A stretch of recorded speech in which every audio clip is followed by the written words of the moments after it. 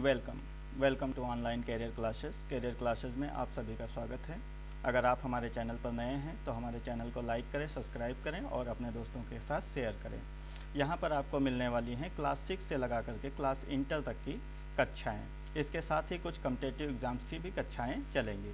तो आप हमारे चैनल के साथ जुड़े रहिए, हमारे चैनल को लाइक और सब्सक्राइब कीजिए और अपने दोस्तों के साथ शेयर कीजिए। तो प्यारे बच्चों, आज हम पढ़ने वाले हैं केमिस्ट्री। ये हमारी केमिस्ट्री की पहली क्लास है और हम क्लास फर्स्ट ईयर की केमिस्ट्री पढ़ने वाले हैं और आज इसकी पहली कक्षा है। तो आइए जानते हैं। सबसे पहले तो हम जानते हैं कि केमिस्ट्री, आखिर केमिस्ट्री है क्या।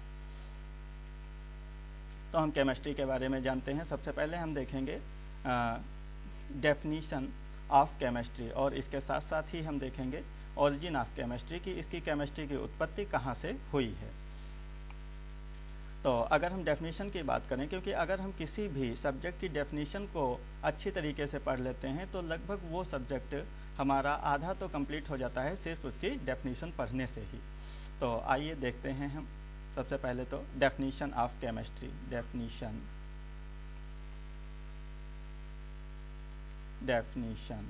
Of chemistry. Definition of chemistry. तो केमिस्ट्री क्या है? केमिस्ट्री कोई अन्य सब्जेक्ट नहीं है, बल्कि ये एक साइंस की ही एक ब्रांच है। तो हम लिखेंगे chemistry is a branch of science. Chemistry is a branch of science in which we study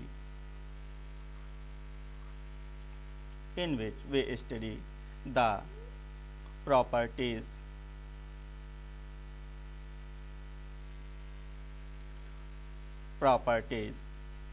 constitution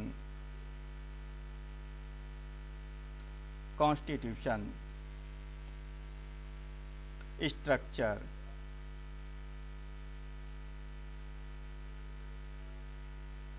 and regular changes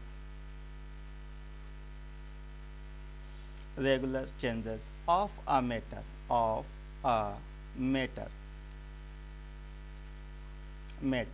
और सब्सटेंस। मैटर को ही हम क्या कह देते हैं? सब्सटेंस भी कह देते हैं। तो चाहे आप मैटर कह दें, चाहे आप सब्सटेंस कह दें। मतलब जो हमारी केमिस्ट्री है, केमिस्ट्री साइंस की ही एक ब्रांच है। Chemistry is a branch of science. Chemistry is a branch of science in which we study the properties. मतलब हम प्रॉपर्टीज़ के बारे में अध्ययन करेंगे, उसके कॉन्स्टिट्यूशन के बारे में अध्ययन करेंगे। कॉन्स्टिट्यूशन का मतलब होता है कि वो किन किन चीज़ों से मिलकर बना होता है।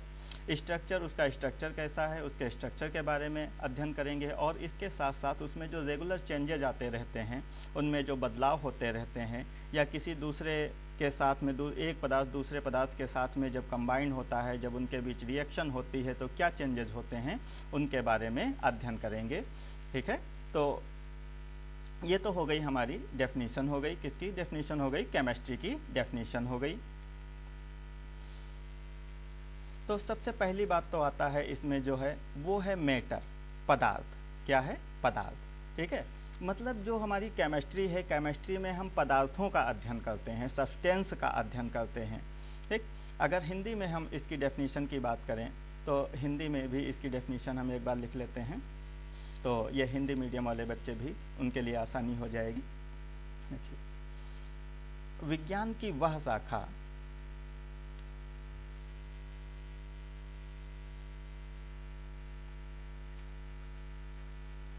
विज्ञान की वह शाखा जिसके अंतर्गत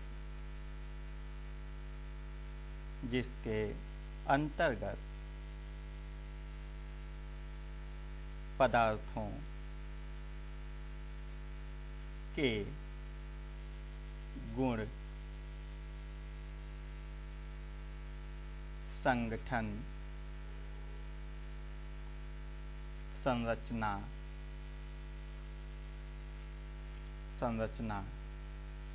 तथा उनमें होने वाले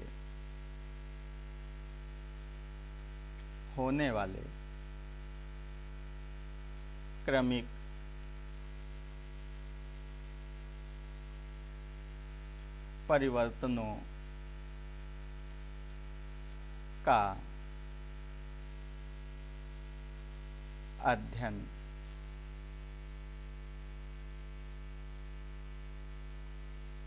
अध्ययन किया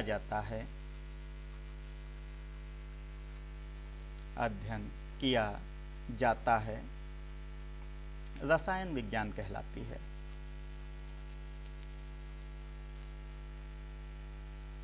रसायन विज्ञान कहलाती है।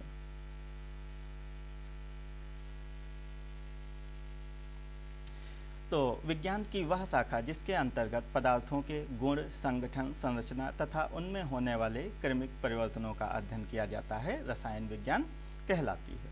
ठीक, तो आइए इसमें जो बार बार एक टर्म आ रहा है पदार्थ, तो आइए जानते हैं कि आखिर ये पदार्थ होता क्या है। पदार्थ, सब्सटेंस और मैटर। तो आप जानते हैं कि that thing which occupies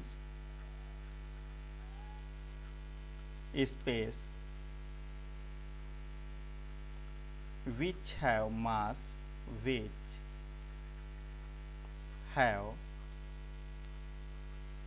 mass and which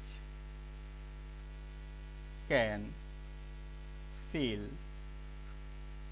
by us is called matter। वह वस्तु जो स्थान घेरती है, जिसमें द्रव्यमान होता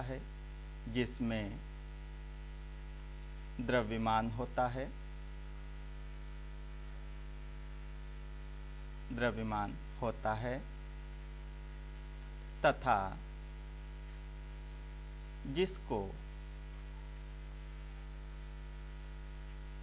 जिसको हम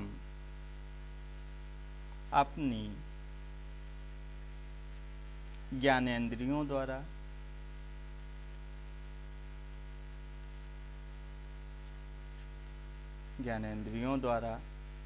महसूस कर सकते हैं,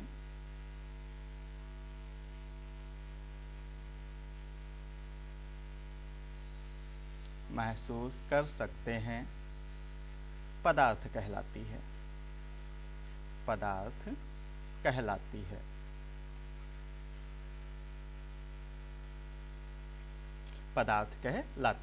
मतलब वह वस्तु जो स्थान घेरती है, जिसमें द्रव्यमान होता है तथा जिसको हम अपने ज्ञानेंद्रियों के द्वारा महसूस कर सकते हैं, पदार्थ कहलाती है। अगर हम एग्जाम्पल देखें तो आप जानते हैं कि आप जो बुक पढ़ते हैं, ठीक है, copy, pen, water, oil, diesel, petrol,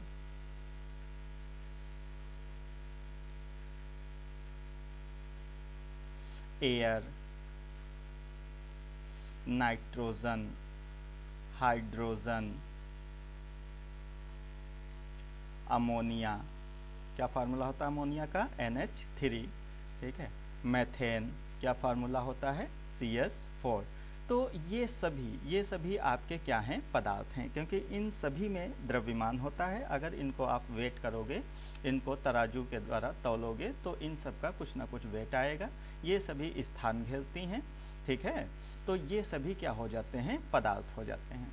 तो उम्मीद है आपको पदार्थ समझ में आ गया होगा कि पदार्थ क्या होता है। वह वस्तु जो स्थान घेरती है, which occupies space, which have mass मतलब जिसमें द्रव्यमान होता है, which can feel by us मतलब जिसको हम अपनी ज्ञान इंद्रियों के द्वारा महसूस कर सकते हैं, वो सभी चीज़ें क्या कहलाती हैं, पदार्थ कहलाती हैं। एग्जाम्पल जैसे बुक हो गया, कॉपी हो गई, पेन हो गया, वाटर हो गया, ऑयल है, ऑयल जैसे सरसों का तेल हो गया, सोयाबीन ऑयल हो गया, है ना, डीजल हो गया, पेट्रोल हो गया, एयर है। तो एयर जो होता है, एयर में कोई एक गैस नहीं होती है, एयर जो होता है ये मिक्सर होता है, ठीक है। जैसे इसमें आपकी नाइट्रोजन होती है, ऑक्सीजन होती है, कार्बन डाइऑक्साइड होती है, सल्फर डाइऑक्साइड होती है।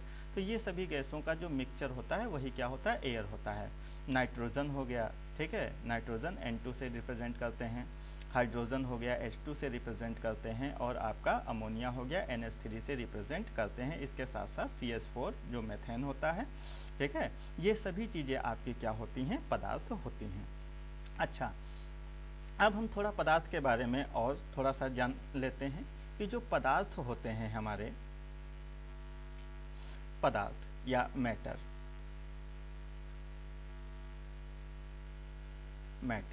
या पदार्थ, तो ये 3 अवस्थाओं में पाए जाते हैं। आप लोग जानते ही हैं इनके बारे में। थोड़ा सा हम यहाँ पे रिवीजन करते हुए आगे बढ़ेंगे तो चीज़ें आपके लिए समझने में आसान हो जाएंगी। अभी जो आपका पहला लेसन है वो लेसन है परमाणु की संरचना, atomic structure. First year chemistry के बच्चे, इनका पहला लेसन जो है वो आपका परमाणु संरचना या एटॉमिक स्ट्रक्चर है। और ये सबसे पहले ये जो मैटर होता है, जो पदार्थ होता है, जब आप इसके बारे में जान लेंगे, फिर हम थोड़ा सा जानेंगे कि ये किन किन चीज़ों से बना हुआ है, फिर आप पहुँचेंगे परमाणु पर और वहीं से आपका पहला लेसन स्टार्ट हो जाता है। तो जो आपका मैटर होता है, आप जानते हैं कि मैटर की 3 अवस्थाएं होती हैं, 3 स्टेट्स होती हैं। कौन कौन सी? एक तो आपकी होती है सॉलिड स्टेट। सॉलिड स्टेट को आप क्या कहते हो हिंदी में? हिंदी में इसको आप कहते हो ठोस अवस्था। दूसरी आपकी होती है लिक्विड स्टेट। लिक्विड स्टेट को आप क्या कहते हो? द्रव अवस्था कहते हो। और तीसरी आपकी होती है गैसियस स्टेट।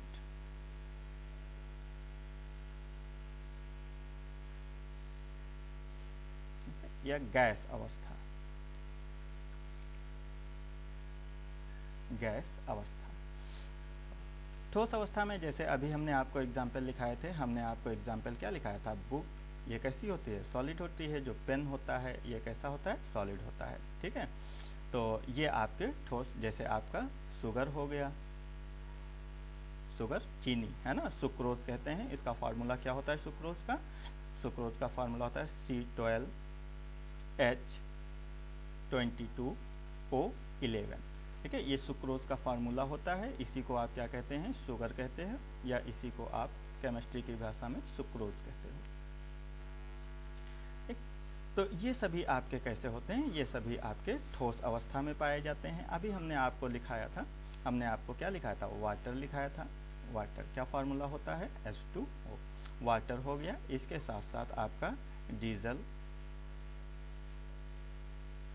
डीजल हो गया, पेट्रोल हो गया, ठीक है। जो आपने ऑयल लिखा था, चाहे सरसों का ऑयल हो या सोयाबीन का ऑयल हो, ये सभी आपके कैसे होते हैं? लिक्विड अवस्था में होते हैं। इनमें बहने का गुण होता है, ठीक है। अच्छा, और तीसरे जो हमने आपको लिखवाया, जैसे हमने आपको लिखाया था एयर के साथ साथ हमने आपको N2 लिखाया था, H2 लिखाया था, NH3 लिखाया था, और एक आपको लिखाया था CH4। तो ये सभी किस में होते हैं? ये सभी आपके गैसियस स्टेट या गैस अवस्था में पाए जाते हैं, ठीक। इसके साथ साथ 2 अन्य स्टेट्स भी बताई जाती हैं, जो कि आपके एकेडमिक में उसका कोई यूज़ नहीं है, लेकिन कम्पिटिटिव एग्जाम्स में अक्सर क्वेश्चन पूछ लिया जाता है कि पदार्थ की चौथी अवस्था कौन सी है? Fourth state of the matter. Fourth state of the matter, पदार्थ की चौथी अवस्था कौन सी है? तो प्लाज्मा। प्लाज्मा, प्लाज्मा को चौथी अवस्था माना जाता है। प्लाज्मा। ये भी पूछ लिया जाता है कि जो सूर्य है, सूर्य में जो गैसें हैं वो किस अवस्था में हैं? तो ये प्लाज्मा, इसी प्लाज्मा अवस्था में पाई जाती हैं। पांचवी अवस्था भी पूछ लेता है कभी कभी कॉम्पिटिटिव एग्जाम्स में, तो आप पांचवी अवस्था को भी ध्यान रखेंगे। Fifth state of the matter, fifth state of the matter.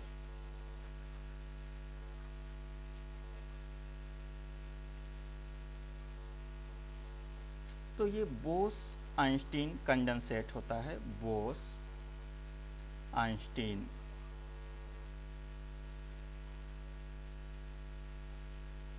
Condensate. ये बोस-आइंस्टीन कंडेंसेट स्टेट एक होती है जिसको fifth state of the matter माना जाता है। तो ये तो हो गया पदार्थ के बारे में, ठीक है।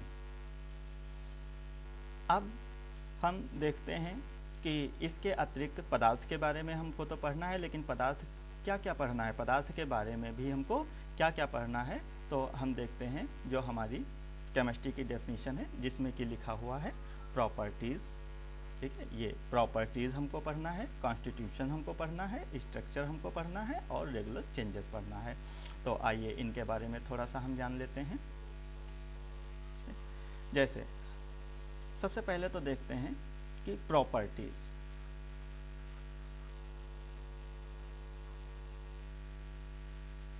Properties of matter, properties of matter. तो अभी तक आप लोग पढ़ते चले आए हैं, आप लोगों को जानकारी भी है कि जब हम प्रॉपर्टीज़ पढ़ते हैं तो प्रॉपर्टीज़ हम दो प्रकार की पढ़ते हैं। एक तो हम पढ़ते हैं फिजिकल प्रॉपर्टीज़, मतलब किसी भी जो मैटर होता है, कोई भी जो पदार्थ होता है उसकी दो प्रकार की प्रॉपर्टीज़ होती हैं। एक तो होती हैं फिजिकल प्रॉपर्टीज़, फिजिकल प्रॉपर्टीज़, और दूसरी हमारी होती है chemical properties, chemical properties. Physical properties में आप लोग जानते हैं कि फिजिकल प्रॉपर्टीज़ में सबसे पहले तो हम इसकी फिजिकल स्टेट के बारे में जानते हैं। जब हमारा कोई भी पदार्थ होता है तो हम सबसे पहले तो जानते हैं कि उसकी फिजिकल स्टेट कैसी है, मतलब वो पदार्थ हमारा ठोस अवस्था में पाया जा रहा है या द्रव अवस्था में पाया जा रहा है या फिर गैस अवस्था में पाया जा रहा है। तो सबसे पहले तो हम इसमें फिजिकल स्टेट पढ़ते हैं, फिजिकल स्टेट पढ़ते हैं। फिजिकल स्टेट के बारे में बाद में आप क्या पढ़ते हैं, आप उसका कलर पढ़ते हैं कि उसका कलर कैसा है। कलर पढ़ने के बाद आप उसका बॉइलिंग पॉइंट पढ़ते हैं, बॉइलिंग पॉइंट, और इसके साथ साथ अगर वो सॉलिड स्टेट में है तो आप उसका मेल्टिंग पॉइंट पढ़ते हैं, ठीक है। उसके साथ साथ आप डेंसिटी पढ़ते हैं कि उसकी डेंसिटी क्या है, ठीक है। तो ये सारी चीज़ें जो हैं ये सब किस में आ जाता है, फिजिकल प्रॉपर्टीज़ के अंतर्गत आप पढ़ते हैं। केमिकल प्रॉपर्टीज़ में आप क्या पढ़ते हैं, तो केमिकल प्रॉपर्टीज़ में आप पढ़ते हैं कि जब कोई पदार्थ, मतलब एक पदार्थ, मैटर फर्स्ट, इस तरीके से हम लिख लेते हैं इसको। देखो, मैटर फर्स्ट जब किसी दूसरे पदार्थ के साथ में मिलता है या रिएक्शन करता है, मैटर सेकंड के साथ रिएक्शन करता है, तो हमारा प्रोडक्ट क्या बनता है, किस प्रकार वो दोनों एक दूसरे से रिएक्ट होते हैं, हमारा प्रोडक्ट क्या बनता है, इस प्रोडक्ट का नेचर कैसा होगा, नेचर कैसा होगा, एसिडिक होगा या बेसिक होगा। तो ये सारी चीज़ें हम किस में पढ़ते हैं, ये सब हम पढ़ते हैं प्रॉपर्टीज़ ऑफ मैटर, ठीक है। तो उम्मीद है आपको ये समझ में आ गया होगा कि हम मैटर की जो प्रॉपर्टीज़ पढ़ते हैं तो प्रॉपर्टीज़ में हम दो तरीके की प्रॉपर्टीज़ पढ़ते हैं, एक तो फिजिकल प्रॉपर्टीज़ होता है और दूसरा हमारा केमिकल प्रॉपर्टीज़ होता है। हम यहाँ पर सिर्फ डेफिनीशन को बता रहे हैं, आगे हम इसको विस्तृत चर्चा करेंगे। आगे जब हम लेसन पढ़ेंगे तो उसमें हम इसकी विस्तृत से चर्चा करेंगे। अभी सिर्फ हम डेफिनीशन के बारे में पढ़ रहे हैं कि आखिर हमको केमिस्ट्री में कौन कौन सी चीज़ें पढ़नी हैं, अच्छा, तो आपने एक तो ये प्रॉपर्टीज़ पढ़ ली। अच्छा, प्रॉपर्टीज़ के बाद में क्या आता है? कॉन्स्टिट्यूशन। प्रॉपर्टीज़ के बाद क्या आता है? कॉन्स्टिट्यूशन। कॉन्स्टिट्यूशन को हम यहाँ पर, क्योंकि हम केमिस्ट्री में कॉन्स्टिट्यूशन पढ़ रहे हैं, तो यहाँ पर हम इसको केमिकल कॉन्स्टिट्यूशन भी कह सकते हैं। Chemical constitution.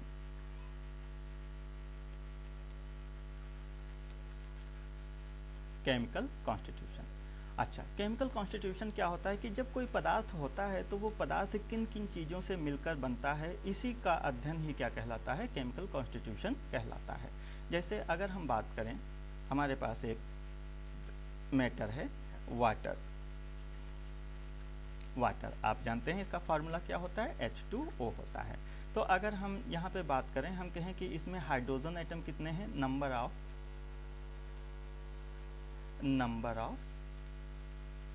हाइड्रोजन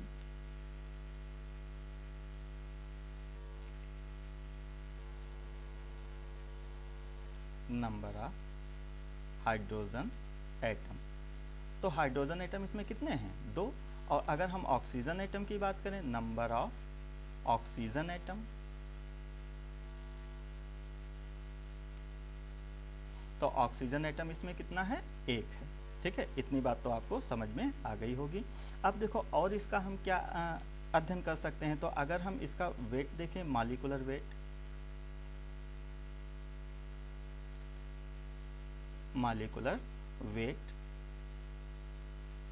तो मॉलिक्यूलर वेट आप जानते हैं कि हाइड्रोजन कितने हैं? 2। एक हाइड्रोजन का वेट कितना होता है? 1। तो 2 हाइड्रोजन का वेट कितना हो जाएगा? 2। और ऑक्सीजन का वेट कितना होता है? ऑक्सीजन का वेट होता है 16। ठीक है, तो कुल मिलाकर इसका जो वेट हो जाएगा वो कितना हो जाएगा? 18 हो जाएगा। ठीक है, अगर अब आपसे यहाँ पे पूछ ले कि हाइड्रोजन का वेट परसेंटेज कितना है? हाइड्रोजन का वेट परसेंटेज,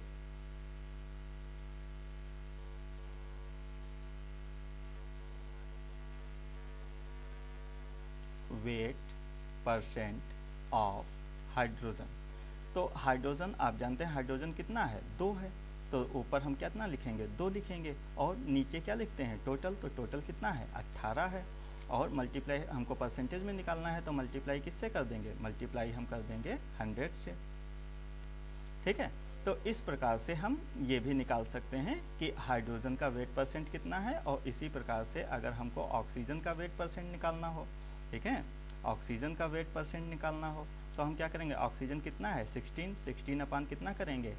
18 करेंगे। और मल्टीप्लाइड किससे कर देंगे? 100 से कर देंगे। तो इस प्रकार से ये इसका ऑक्सीजन का वेट परसेंटेज निकल जाएगा। तो ये हो गया कॉन्स्टिट्यूशन, मतलब जो पदार्थ हमारा बना हुआ है। जैसे अगर हम CH4 की बात करें, CH4, तो अगर इसमें देखा जाए तो हमारा कार्बन एटम कितना है? 1 है। Number of carbon atom, number of C atom, तो नंबर ऑफ C एटम कितना है? 1। और number of H atom, number of H atom, तो ये कितना हो जाएगा? 4 हो जाएगा। ठीक है, तो इस प्रकार से ये किन किन चीज़ों से और कितनी कितनी मात्रा में मिल करके बना होता है, इसी को हम कह देते हैं chemical constitution of the matter.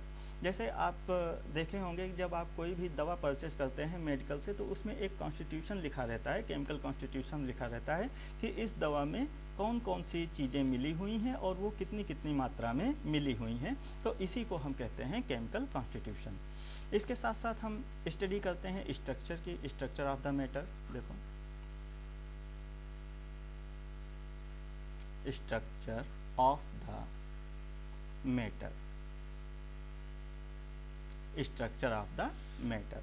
ठीक, यहाँ पर हम 3 एग्जाम्पल लेते हैं। एक तो हम लेते हैं H2O, दूसरा एग्जाम्पल हम लेते हैं NH3, और तीसरा एग्जाम्पल हम लेते हैं CH4। ये तीनों ही एग्जाम्पल बहुत इंपॉर्टेंट हैं और इनका स्ट्रक्चर आप लोग याद रखेंगे।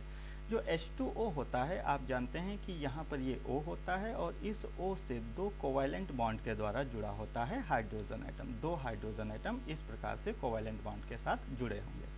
अच्छा, ये स्ट्रक्चर जो आपको दिख रहा है, ये स्ट्रक्चर, ये देखो, क्या कुछ इस तरीके का नहीं दिख रहा है? ये भाई, अगर यहाँ पर हम ये O लगा दें और ये ऐसे हम H लगा सकते हैं।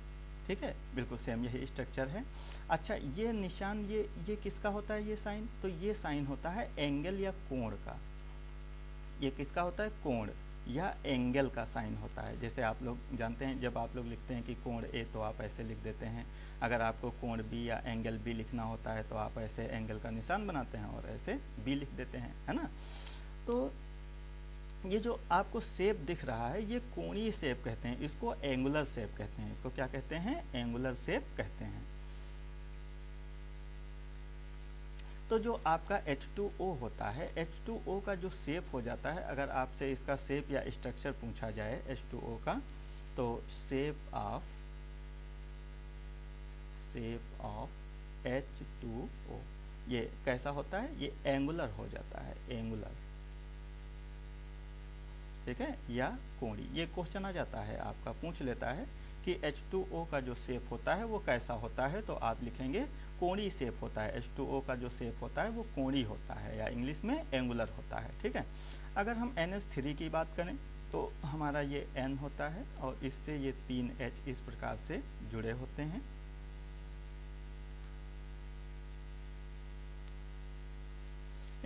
ये 3 डायमेंशनल स्ट्रक्चर होता है, इसलिए इसको इस पे दिखाना इस प्रकार से संभव नहीं हो पाएगा। आपको ये समझना है कि जैसे आप देखते हैं ट्राइपॉड देखते हैं या पिरामिड देखते हैं, तो पिरामिड इस तरीके का वो कुछ आकृति होती है ना, इस तरीके की आकृति होती है। तो जो इसका शेप होता है या जो इसका स्ट्रक्चर होता है वो कैसा होता है? पिरामिडल होता है। इसका स्ट्रक्चर कैसा होता है? पिरामिडल होता है। सिर्फ आपको इनके नाम ही याद रखना है, पिरामिडल या पिरामिडी कहते हैं हिंदी में। आपको इनके सिर्फ नाम याद रखना है। अगर पूछ ले कि अमोनिया का स्ट्रक्चर कैसा होता है, शेप कैसा होता है, तो पिरामिडल होता है या पिरामिडी होता है, ये आपको याद रखना है।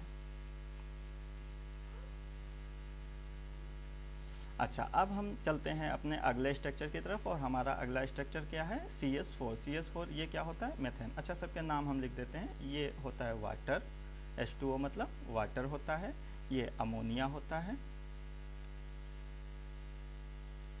और ये CH4 ये आपका मेथेन होता है,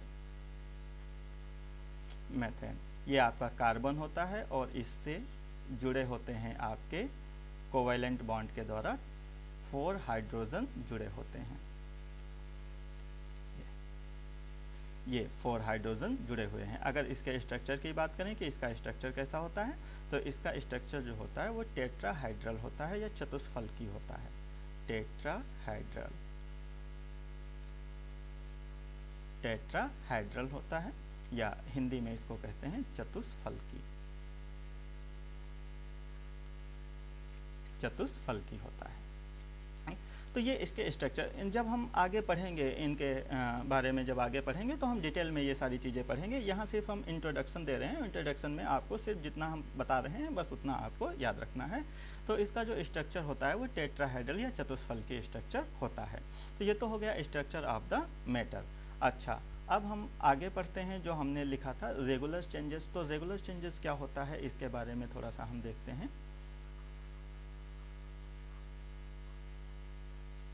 regular changes of matter, regular changes of matter. जैसे आप लोग जानते हैं, जैसे आप यूरेनियम हो गया, ठीक है, यूरेनियम, इसका एटॉमिक नंबर होता है 92 और इसका एटॉमिक वेट होता है 235, ठीक है। तो यूरेनियम 92 235 होता है, ठीक है। इसी प्रकार से आपका थोरियम होता है, ठीक है। इसी प्रकार से आपका प्लूटोनियम होता है, ठीक। तो ये कुछ होते हैं रेडियो एक्टिव सब्सटेंस होते हैं। इनको क्या बोलते हैं? इनको कहते हैं रेडियो एक्टिव सब्सटेंस। हाँ, रेडियो सक्रिय पदार्थ हिंदी में कहेंगे, रेडियो सक्रिय पदार्थ। इनकी खासियत क्या होती है? तो आप लोग जानते हो कि ये रेडियो एक्टिव होते हैं। रेडियो एक्टिव का मतलब होता है कि ये समय के साथ अपने नाभिक को एक नाभिक से दूसरे नाभिक में परिवर्तित करते रहते हैं, या आप ऐसे कहते हैं कि समय के साथ ये अपने रूप को बदलते रहते हैं, अपनी अवस्था को बदलते रहते हैं। ठीक है, स्वतः ही, मतलब इनका जो नाभिक होता है वो क्या होता है कि वो अनस्टेबल होता है, और जब वो अनस्टेबल होता है तो उसमें हर समय कोई ना कोई एक्टिविटी हुआ करती है, और समय के साथ साथ ये क्या करते हैं कि एक पदार्थ से ये दूसरे पदार्थ में चेंज हो जाते हैं। तो इसी का अध्ययन ही हमारा क्या कहलाएगा, रेगुलर चेंजेस ऑफ मैटर, मतलब मैटर में जो रेगुलर चेंजेस आते रहते हैं उसके बारे में हमको अध्ययन करना है, किसमें, केमिस्ट्री में। अच्छा, तो ये तो हो गया डेफिनीशन के बारे में, इंट्रोडक्शन हो गया, हमने आपको डेफिनीशन ऑफ केमिस्ट्री पढ़ा दी, पदार्थ क्या होते हैं, सब्सटेंस क्या होते हैं इसके बारे में पढ़ा दिया, उनकी कौन कौन सी प्रॉपर्टीज़ हमको पढ़नी है, उनका कॉन्स्टिट्यूशन क्या होता है, ठीक है, इनका शेप कैसा होता है, आकार कैसा होता है, रेगुलर चेंजेस क्या होते हैं, ये हमने आपको बता दिया। अब थोड़ा सा हम जान लेते हैं कि इसकी ओरिजिन के बारे में, कि केमिस्ट्री की ओरिजिन कहाँ से हुई। Origin of chemistry. तो जो केमिस्ट्री शब्द की उत्पत्ति है या ओरिजिन है, ये आपकी मिस्र से हुई, इजिप्ट,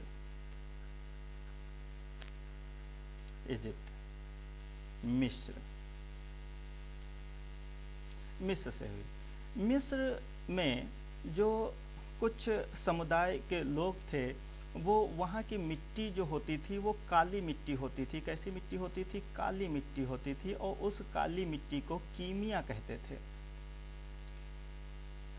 काली मिट्टी होती थी और उसको क्या कहते थे, उसको कीमिया कहते थे, और इसी कीमिया से ही केमिस्ट्री शब्द की व्युत्पत्ति हुई। इसी कीमिया शब्द से ही किस शब्द की व्युत्पत्ति हुई है, केमिस्ट्री शब्द की व्युत्पत्ति हुई है।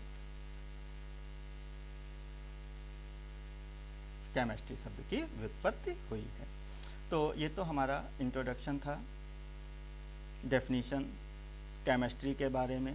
ठीक है, तो अगर आप लोगों को क्लास अच्छी लगी हो तो आप हमारी क्लास को लाइक करें, सब्सक्राइब करें और अपने दोस्तों के साथ शेयर करें। आगे हम कंटिन्यू करेंगे अपनी अगली क्लास में। तब तक के लिए धन्यवाद। Thank you very much for watching.